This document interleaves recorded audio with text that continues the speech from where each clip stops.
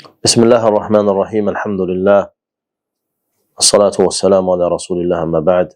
Ən birinci salamlayıram dinləyiciləri Allahın salamı ilə. Sonra təbii ki, biz gözəl günlərdə yaşayırıq, gözəl aydır. Biz Zilhiccə ayındayıq. Və Allah Taala'nın hikmətindəndir ki, Allah Taala bəzi günləri, bəzi günlər üzərində üstün eləyib və bəzi ayları bəzi aylardan və bəzi yerləri bəzi yerlərdən və bəzi insanları bəzi insanlardan üstün tutub. Amma məsələn günlərin günlərdən üstün olması cümə günü misal çəkmək olar. Və ya gecələrdən bəzilərini gecələrdən üstün eləyib, məsələn Qədir gecəsini misal çəkmək olar.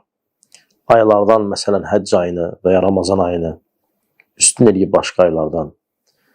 Həmçinin yerlərdən Məkkəni, Mədinəni, Məscid-ül Aqsanı, Qüdsü başqa yerlərdən üstün eləyib. Həmçinin insanları bir-birlərindən üstün eləyib. Məsələn, peyğəmbərləri üstün eləyib başqa insanlardan. Və bu Allah Taala'nın bizim üzərində olan lütfündəndir. Və biz hal-hazırda Zilhiccə ayındayıq. Bildiyiniz kimi Zilhiccə ayı xüsusən də o ayın ilk 10 günü mühümdür. Allah Taala Quran-ı buyurur ki: "Vel fecri və ləyalin aşr." And olsun fəcrə və and olsun o 10 gecəyə.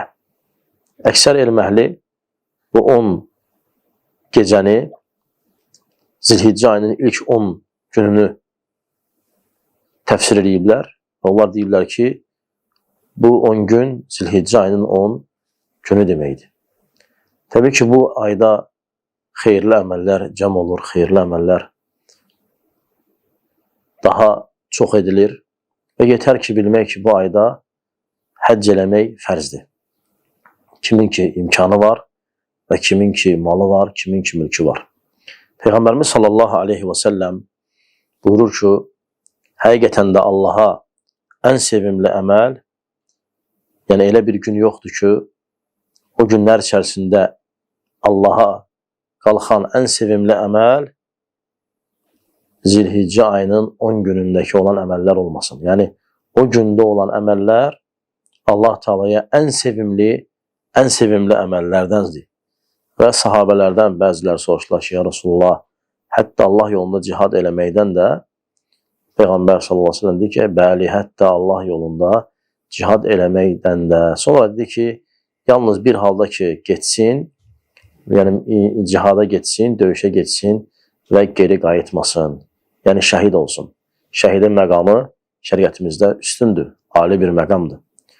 Və biz elə bir aydayıq ki, yəni o ayın əməlləri Allah qatında ən sevimlidir və Allaha ən xoş gələn əməllərdir. Hətta cihaddan belə bir haldan başqa ki, əgər mücahid, Allah yoluna döyüşən əskər getsə və geri qayıtmasa. Və həmçinin Peyğəmbərimiz sallallahu aleyhi ve sellem buyurur ki, həqiqətən də Zilhiccə ayının 10 günün elə bir günü yoxdur ki, orada edilən əməllər Allaha sevimli olmasın. Və sonra buyurmuşdu ki, o gündə və ya o günlərdə Allahı təsbih eləməyi, yəni Subhanallah deməyi və təkbir eləməyi, Allahu Ekber deməyi və təhlil eləməyi, yəni La ilahe illallah deməyi unutmayın. Yəni o günlərdə bu şeyləri eləyin. Həmçinin bilmək lazımdır ki, Zilhiccə ayı həcc ayıdır. Həclər artıq bəziləri yola düşüblər və inşallah həcc ziyarətlərini yerinə yetirəcəklər. Təbii ki, bu ayda gözəl bir gün var, o da Arafa günüdür. Arafa günü Peyğəmbərimiz sallallahu aleyhi və səlləm oruç tutmağa əmr eləyib. Arafa günü oruç tutmaq Peyğəmbərimiz sallallahu aleyhi və səlləmin sünnətindəndir və əcr olaraq, mükafat olaraq da bir il keçmiş və bir il gələcək günahları bağışlayar deyib. Peyğəmbər sallallahu aleyhi ve sellem xəbər verib ki, kim Arafa orucunu tutsa, onun bir il keçmiş və bir il gələcək günahları bağışlanır. Və insan həris olsa, o gün oruç tutmağa, yəni cəhd göstərsə, səy göstərsə, bu əcri, bu mükafatı qazanacaq. Kim özünü məhrum eləsə, günah qazanmasa da, lakin bu böyük fəzilətdən uzaq düşəcək. Bu günlərdə həmçinin bayram günü var. Bu Zilhiccə ayının günlərində bayram günü var və Peyğəmbər sallallahu aleyhi ve sellem buyurur ki, ən gözəl gün bayram günüdür. Ən gözəl gün bayram günüdür, yəni qurban kəsilən gün. Və sonra buyurur ki, sonra ondan sonra gələn gündür. Yəni artıq qurban bayramından gələn sonraki növbəti gün.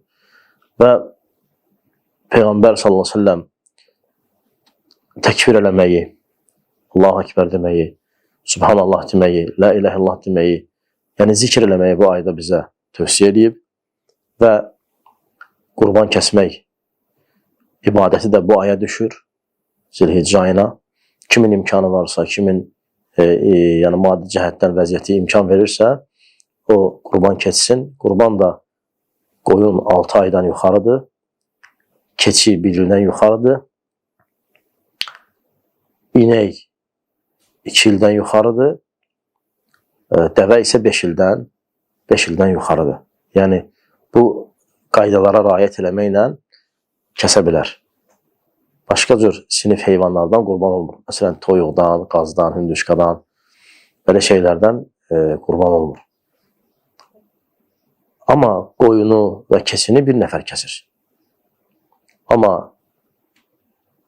inəklə dəvəyə 7 nəfər şərik ola bilərlər. Ən çox 7 nəfər şərik olur. Və onlar az da ola bilərlər. 6 nəfər də olar, 5 nəfər də olar. Əsas 7 nəfər və onun üzərində olmasın. Yəni 7 nəfərdən çox olmasın. 7 nəfərə qədər icazəlidir. Və bəzi insanlar yanlış işlər görürlər bu ayda. Yanlış işlərdən biri də nədir? Xüsusən qurbanlıqda gedib ət alırlar. O qurban sayılmır. O qurban sayılmır. Və bəzi insanlar kəsir namazdan qabaq. O da qurban sayılmır. Namazdan sonra kəsmək lazımdır. Və bəzi insanlar da özü kəsə bilə, özü eləyə, özü eləməyi bazara göndərir başqa yerlərə, başqa ölkələrə. Bu da məsləhətli deyil. Elə öz ölkəndə özün kəs, öz ölkənin kasıblarına payla.